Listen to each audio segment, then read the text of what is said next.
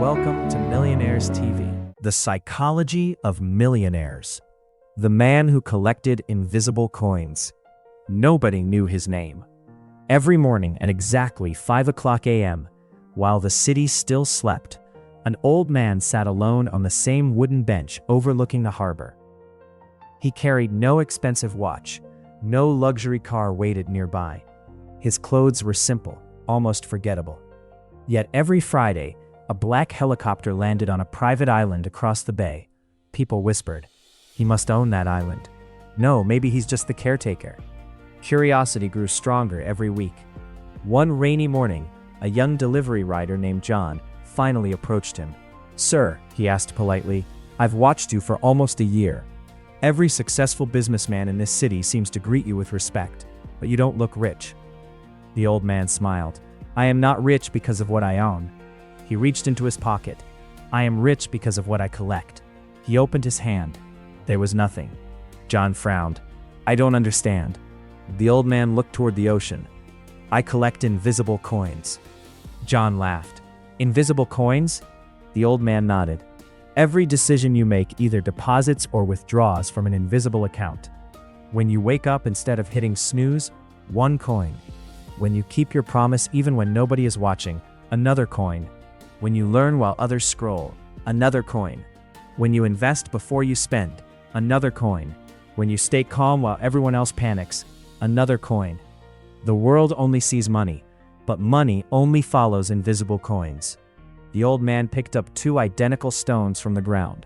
They looked the same. He handed one to John. "But imagine one stone has been polished every day for 10 years. The other has been left untouched. Which one becomes valuable?" "The polished one," John answered. "Exactly. Success isn't built by giant moments. It's built by tiny repetitions that nobody applauds."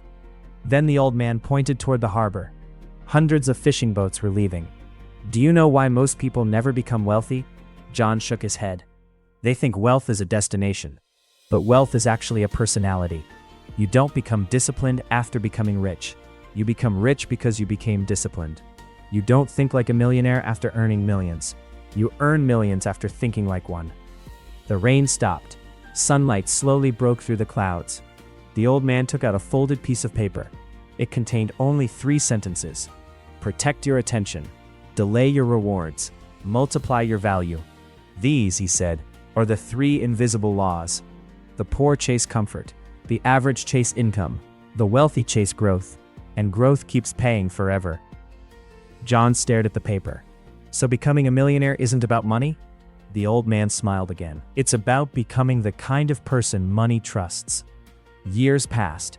The old man disappeared. No goodbye, no explanation. Only the empty bench remained. John continued visiting every morning. He built businesses, read books before sunrise, invested before buying luxuries, learned skills instead of collecting excuses. Slowly, his invisible coins became visible. 1 business became 3. 3 became 10. His companies employed thousands. Magazines called him a financial genius. Television called him self-made. People asked for the secret. He never mentioned stocks. He never mentioned real estate. He never mentioned luck.